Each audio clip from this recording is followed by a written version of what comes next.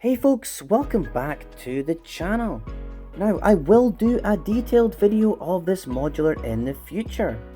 This is just a very quick overview of it and how it looks in the city. So yeah, this is my consulate and joined next to it is a Chinese restaurant. The ground floor of the main modular is the consulate services, and of course there's also the entrance to the Chinese restaurant. I'll place this floor on top. This is the office for the Consulate General, and if you're wondering, the flags are old Boer republics from the 1800s, but more on that later. The next floor is an apartment for the Consulate General. This floor, which is one of my favourite Lego builds, it is the main table in the restaurant. Such a gorgeous detailed interior from Lego. And then my custom rooftop.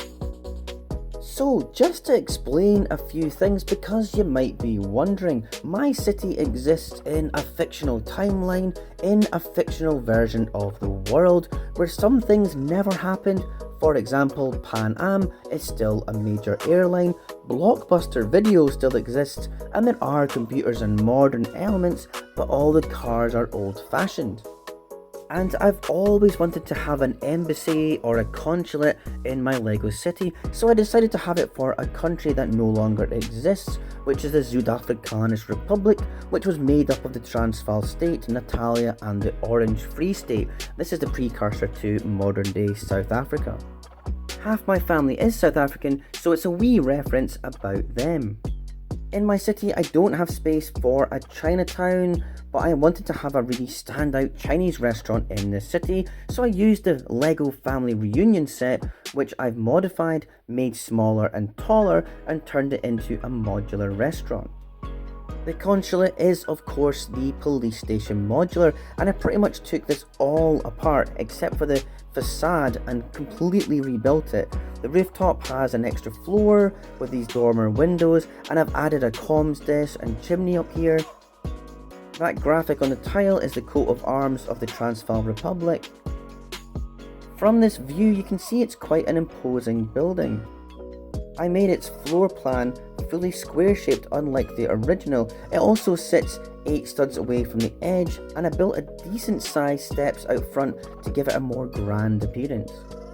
The original didn't really have a usable rooftop, so I built one using the black rooftop parts from Ninjago City, and this is where the kitchen is meant to be, although it is actually hollow, and I made all of this fit onto a 16 stud wide by 32 wide base plate, so I had to shrink down the original build somewhat. It deliberately overhangs here, and I like this look.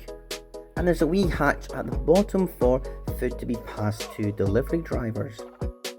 For the front of the consulate, I simply printed out flags and glued them onto those tan flag pieces. I swapped out the navy blue used in the police modular, and I've used dark green as well. And the flags there, they're from the Transvaal Republic, the Orange Free State and Natalia. All were independent nations in southern Africa until they were defeated by the British in the Boer War in 1902. But in my universe, that never happened.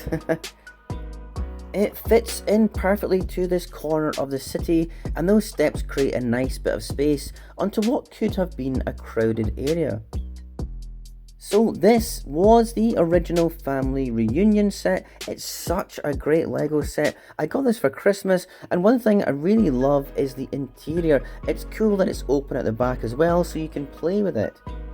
So I didn't really want to mess about with it too much, as essentially I want to keep it the same, especially that big table with the family around it.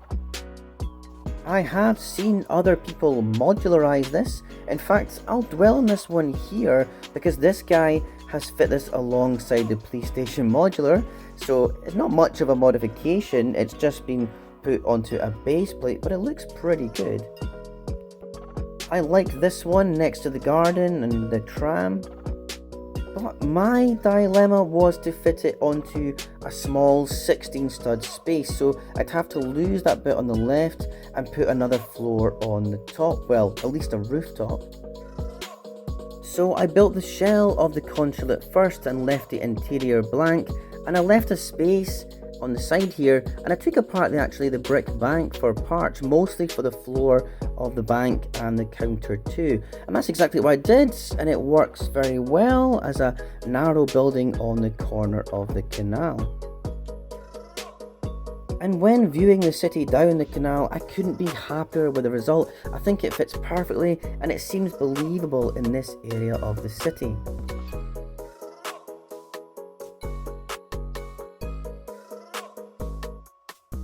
I got a pretty unique bunch of parts from AliExpress.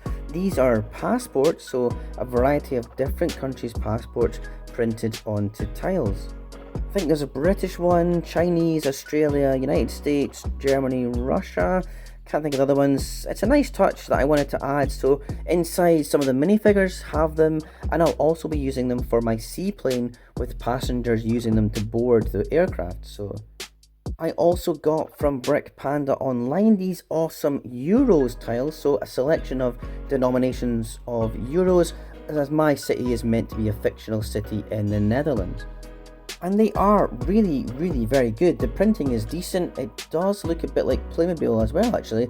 I will be buying a lot more as I plan on having a bank skyscraper, so I'll need a load of them in the vault. So this is the modular out of the city, and you can get a good view of it.